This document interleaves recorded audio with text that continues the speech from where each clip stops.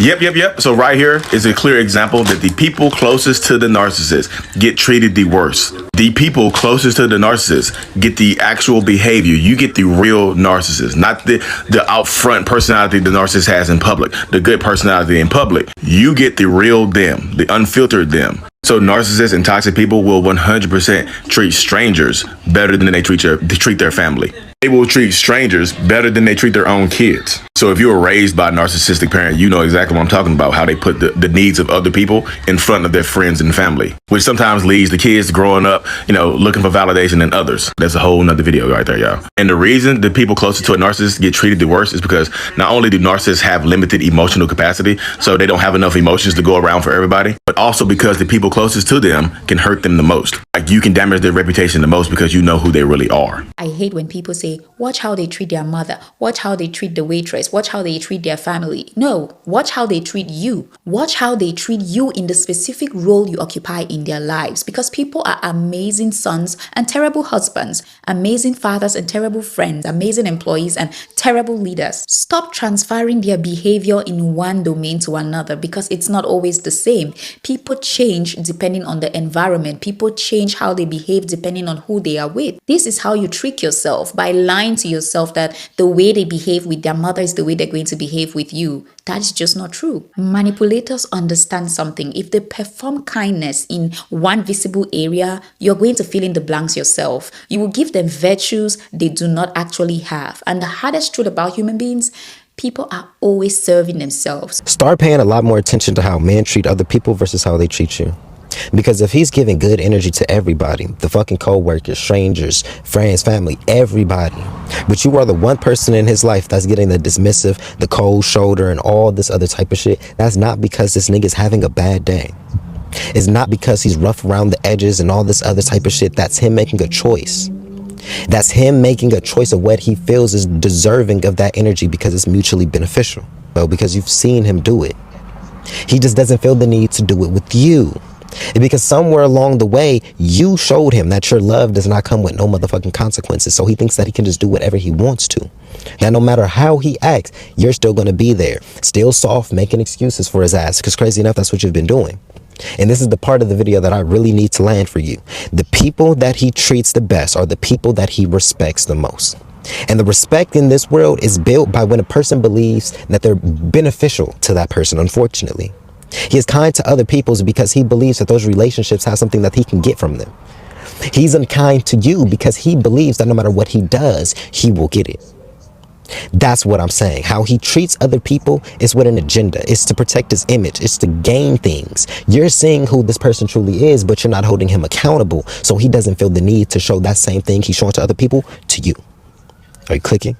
Ever notice why are they kind to everyone else but shitty to you? They'll laugh with coworkers, smile at strangers, entertain their friends, but when it comes to you, they're fucking cold. And I'll tell you, that's not love, that's resentment. And the truth is, you're the fucking mirror. You see the insecure, unhealed version of them they keep hidden from everyone else. And instead of facing it, they punish you for noticing it. They use you as the safe place to dump their bitterness all over you. And you keep excusing it.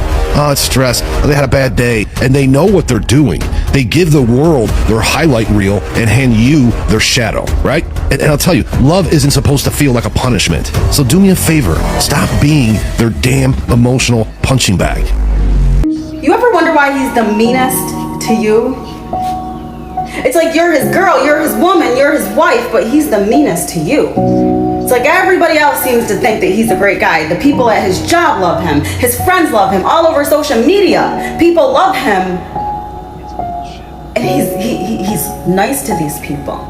He's patient with these people. He jokes around with these people and makes them laugh, but he criticizes you.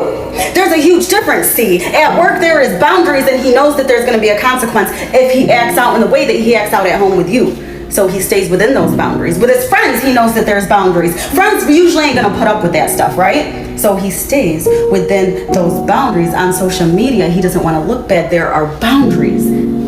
There are boundaries. Put up some healthy boundaries and stick to them. There are a lot of reasons why they are being nice to people out there and being mean to you inside, treat you horrible. They have reasons for doing that. They are making people think they are like this nice person. Because when they start teaching you lesson, like when they start giving you all the worst experience ever, and you decide to confide in somebody out there, people will think you are the problem, that they are not the problem, that you are the problem. So that's one relationship I can never be in, because it's going to take the grace of God for people to truly believe me, for people to know that he or she is the problem. So yeah.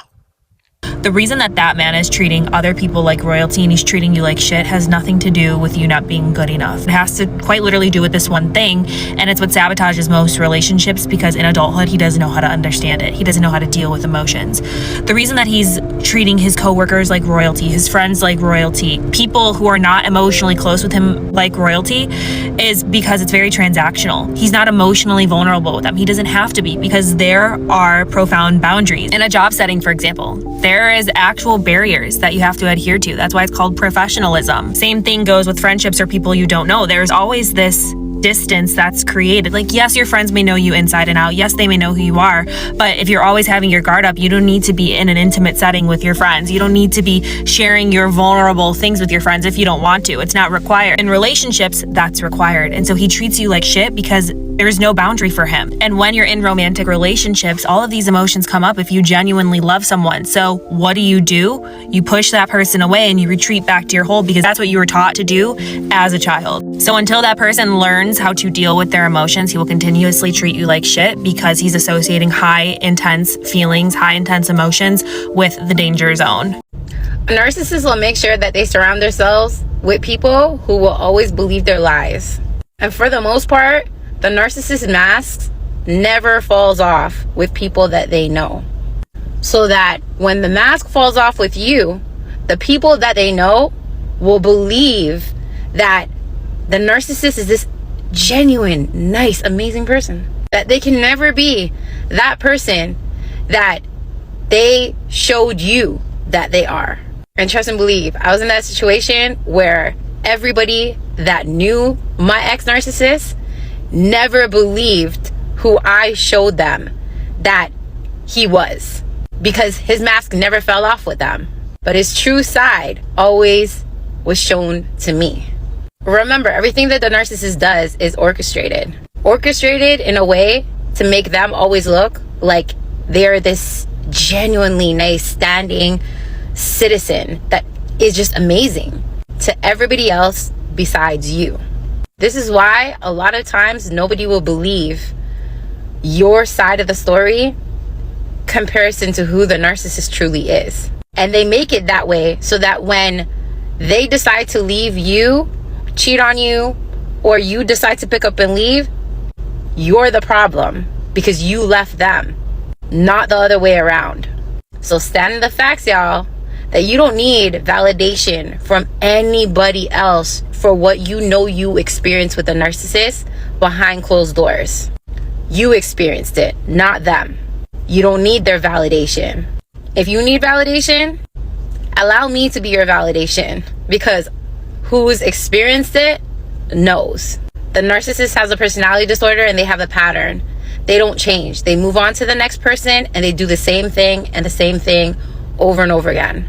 That's why you need to stand in the facts to wise up and rise up above the narcissist and gain back power and control over your mind, your emotions, and over your life. Because they are who they are, but you can evolve. You can change. Why is the narc nice to everyone but you? I'll tell you why in this short video. He's nice to everyone but you because he wants to look good and he wants to have support from everyone in your life. Your family, your friends, your pastor, your church friends, your neighbors. He wants to look good to them. And he's also setting you up. He has and your children. He has everyone on his side. They think he's wonderful, especially the covert narc. He's wonderful. So if you ever decide to step out of line, he's got you. He's got everyone on his side. You'll look crazy. You'll look selfish. You'll look like you're out of control. So that's why he's nice to everybody but you. Plus, he loves to torture you. Narcs love to inflict pain, if you don't mind, for decades on you. Some narcissists will do good deeds for other people and show love to other people right in front of your face just to make you feel devalued. Like, a lot of narcissists purposely withhold love and affection from you just to make you feel like you're not worthy of it. Like, and the object of their affection doesn't have to be another person. It could be an animal. It could be a pet. Like, y'all, it could literally be a hobby or something like that, where they're just showing love and affection to someone else or something else around you just to make you feel like you're not worthy of this love. Like, they'll come home and instead of saying hey to you or hugging you or showing you any type of love and affection, they'll do it to the dog or to your kids or whatever, and then give you nothing. It is a consistent struggle being in a toxic relationship with someone who is intentionally withholding that love, care, and affection from you, y'all. And yes, a lot of them are intentionally doing it. They'll pretend to just not know, oh, I didn't realize I was doing it. But trust me when I tell you this, they know that they are doing it, y'all. It's intentional. They want to make you feel like you're less worthy of love, care, and affection. And this keeps you in a spiral with them, because once they give you a little bit of love, care, and affection, it makes you want more. It's like give you a little hit of some type of toxic love drug to keep you bound to them. Don't become an addict of a narcissistic person's love. This is what used to confuse me. He was evil to me and his family, but treated everyone else so kindly. And it confused me, and it will confuse every victim, and it's all done on purpose. So he was super nice to everyone else. He would always show up for his friends, and like, he would show up for those people better than he would show up for me. And that's all done on purpose, all of it.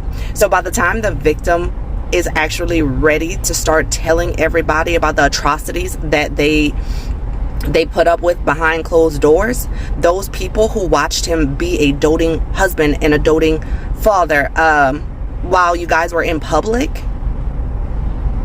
would be like, I know such and such. He would never do anything like that. I watched how he took care of that girl. It is a part of the cycle. He knows that other people won't believe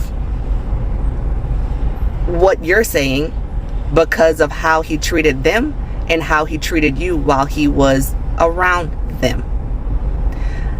It's also very, very, very, very, very exhausting for them to wear that good guy mask all the time. So they do it for the most part of the day, and by the time they get home, it's like, fuck it, mask off, in the words of Future. They need to take it off. And that's why you get the real version of them at home. Imagine having to act all day, and then you finally get to come home in your comfort and be like, whew, I get to be who I really am. It's all a part of the cycle. And if you look in just my comment section alone, there are women in that comment section saying they were preachers and pastors. They were first responders, pillars of society, like abusers normally are, because those titles inflate their ego even more. It's a part of the game. Most abusers are conventionally good guys to everybody else. So by the time the victim starts speaking and starts telling their story, no one is going to believe them. It's a part of the process. It is honestly the reason I still have a folder full of screenshots that show his actual number, because I need people to see who he was and know that I am not lying about the actual trauma that man put me through. That happened a long time ago, but I still feel the need to have proof, because I felt like nobody was going to believe me, and they also needed to know who they were dealing with. Why do narcissists love to help other people than their wives? It's for very obvious reasons. To keep up the facade, of course. They are wearing a mask. And that mask, they do not show what is underneath the mask to outsiders. In fact, it's an abomination for anybody outside to know who the narcissist truly is. What the narcissist's true color is only the wife and children that knows it. The wife and children will be telling everybody, hey, don't you people know this man? Outsiders don't know that side of the narcissist. And the narcissist will make it their life's work to keep the facade going. And that's why they will give their last penny to the outsider. But you, the wife, you will not see 1 naira. You won't see a penny from the narcissist. The narcissist can care less what you think. You are a doormat. And that's your own position in the life of the narcissist. But outsiders, they have to continue to see them in this very divine way. They need people to see them like this very good person. But the children, they're like, this one is worse than Satan. The children, the wife, or the husband, the children, they will see the narcissist in their true nature. The narcissist does not care if you know who they truly is after a while. Love bombing stage is over, man. Everybody shape up. This is who you're dealing with. And you have to deal with it. And that's why they have their supply everywhere. You can see that the narcissist really does not care. What you think it doesn't bother the narcissist, whatever you think. That's your business. They can't even be bothered by you. The moment the mask falls off, you now know who they truly are. They just go ahead, begin their smear campaign, shut you down, do whatever they can do. And if you are one of those weak victims, you remain there in the marriage. You stay there in the house while they continue to pour all kinds of poop, all kinds of swamp water, all kinds of shit water. They pour everything on you. If you want to move, you move. You don't need anyone validation to move out of a toxic relationship. A relationship whereby they are very mean to you, but very, very friendly out there. That is very deadly. Because if you are not careful, it's going to hurt you real bad and it's going to get away with it. Because in the eyes of everyone out there, he's a very sweet or she's a very sweet soul. So guys, just be guarded out there. Do not be in a toxic relationship, a relationship whereby nobody will believe you. And even if they don't believe you, you don't really need them to. You don't. Even if they call you, oh, you are the bad one, you are the one that destroy your relationship, it's not really your problem. It's none of their business. You are living for your sanity, for your health, especially if you have children. You are living for your children. You don't owe anybody any explanation. No, you don't. It's your life. So if they like, they believe, is none of your business. And the funny thing, these narcissist people, they never change. Once they are done with their victim, they move on to the next victim. They never change. They are like Jesus Christ out there. People love them. We have a lot of narcissists out there that we don't even know they are because of how friendly and how polite they are with us. But when you get to their house, their partner or their children, they are suffering. So guys, if any of you are in this type of relationship, work out while you still can so you don't get hurt. Even if nobody believe you, it's not really your concern. Your safety is very, very important, and also the safety of your children if you have children. Anyway, I've come to the end of this video. Thanks for watching. Don't forget to like, and also don't forget to leave your comment in the comment section. I'll see you guys in my next video. Bye y'all.